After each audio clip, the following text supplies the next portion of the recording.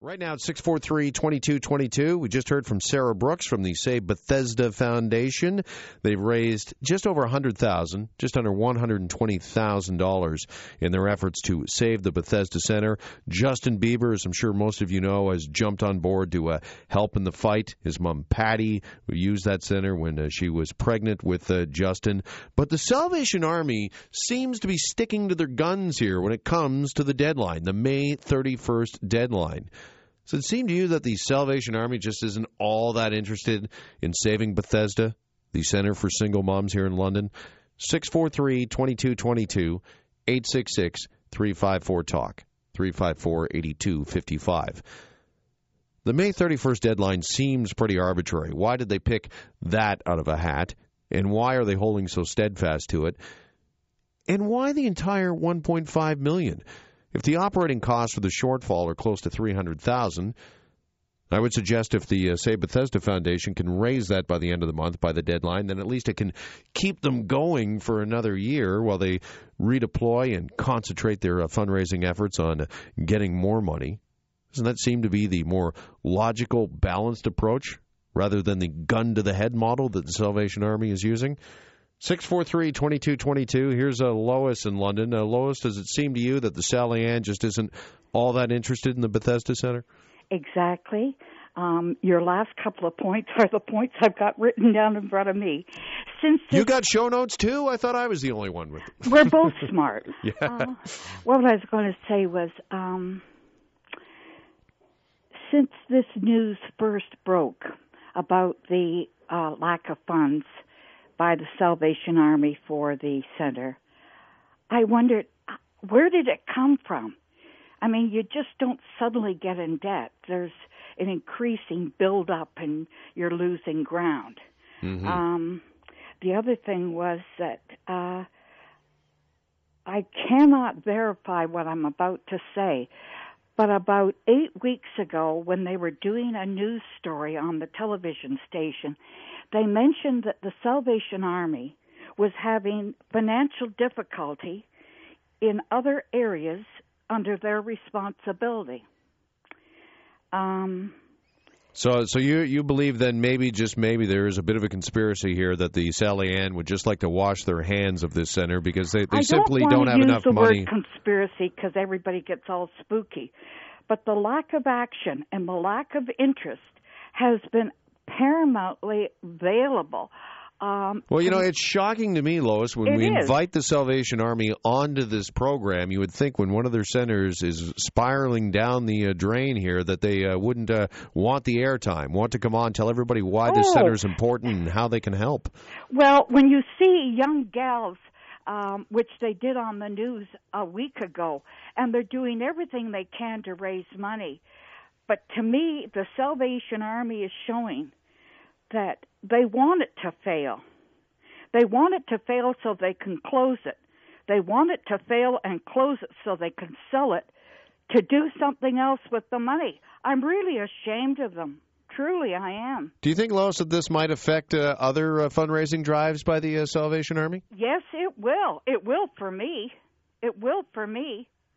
I'm delighted that this large donation is going to come from the selling of the record, and that he wants to give it to the Salvation Army Center. But it's like the Salvation Army are sitting back on their hands and doing nothing. They're not even saying a big thank you or how grateful they are that he has stepped in. It's just a real disappointment, and I'm ashamed of them. Thank you, Lois. Appreciate the phone call this morning. Great last point there. You would think if the Salvation Army truly was committed to the center and the cause, they would be partnering up with Justin Bieber. This is a kid who's got just over 20 million Twitter followers. His mom had him at this center. You would be embracing this opportunity. This is a public relations opportunity, the likes of which the Sally Ann hasn't seen in some time. This could be very high profile. But Lois is right. They're sitting on their hands. They're doing nothing. And the only conclusion you can draw from that is that they really don't want to save this thing. That they don't see the cause, I guess, as important. and they just don't have the funds to sustain it. And the funds that they do have, I guess, are better directed somewhere else. Should make mention, too, that the Bieber offer, which is very nice, very generous, is not going to save the Bethesda Center. If you do the quick math on this, again, you can download his new song on iTunes for $1. I think it's 99 cents. It's important to note that a portion of the proceeds of this song go to the Bethesda Center. Not all the money, not the gross sales, not the profits. And talking to a few music insiders, basically this is the typical breakdown on iTunes. If your single sells for $1, the artist gets 14 cents. And you know the entire 14 cents because we've been told it's a portion of the proceeds. A portion of the proceeds goes to the Bethesda Center. Let's just have it. Let's say 7 cents from every song downloaded. Every song sold goes to the Bethesda Center. If we say 7 cents, they need $1.5 million. The Biebs has got to sell about 20.5 million copies of that song to save the Bethesda Center. In other words, he basically needs to sell as many copies of that song as copies of Rumors have sold by Fleetwood Mac since 1977. Good luck with that. It's not going to happen. He would essentially need each and every one of his Twitter followers to buy that single, to buy that song. A generous offer, but it's not the cure-all here. Here's Larry in London. Larry, does it seem to you that the Sally Ann is not interested in saving the center? Well, yeah, but there's something that hasn't been considered, and far be it from me to be terribly knowledgeable about this, and some of this information is anecdotal, but I happened to hear a woman on the CBC the other day who I think was involved with a union that represents the workers there, and I was surprised to learn from what I'm pretty sure she said was that they had 25 employees and 4 management. And at the same time, there So a lot of this is getting eaten up by salary and not going to the women that need it? Well, yeah, and maybe the Salvation Army has decided that based on past public relations, things that have gone on with labor management discussions in the recent past, maybe they've decided that keeping their mouths shut is better than getting into a sort of a pissing contest between themselves and the union.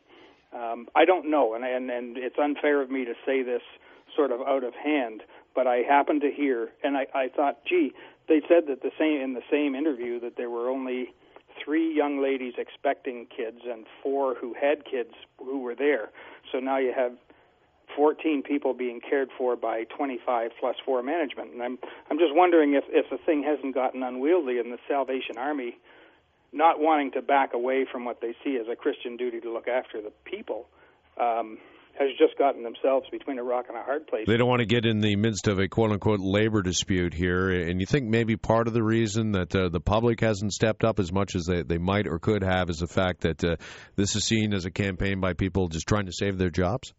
Well, I don't know because it hasn't come out. I mean, I hear things in the news every day, and certainly I think the care of young women who have kids to look after because of circumstances that are now beyond their control.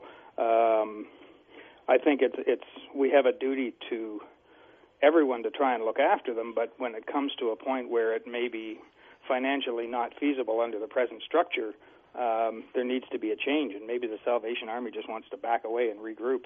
Mm-hmm. Yeah, fair point, Larry, and thank you for bringing it forward. Thanks for the call here this morning. That's part of it, too, and it occurred to me as well that there's got to be some labor costs involved in providing this service. And has the Bethesda Center done everything they can to pare back staff a little bit? I think it's a fair question to ask when they're looking for funds from the public. And just a final point on this. This is a bit of a tough sell in a way, too, because what we're talking about here is single mothers, and these are, women who have, made the decision to have unprotected sex. This is not like cancer. This isn't something that just strikes you out of the blue. It's a decision that you made, and there is a certain segment of the population that says, you know what, I wasn't the one that made that decision for you. You did, so you're the one that has to live with the consequences. So there's a lot of different factors at play here. But with just over $100,000 raised so far, and they need to get to a goal of $1.5 million, and we have got about 14 days left, the clock is ticking, and it's ticking pretty loudly for the Bethesda Center.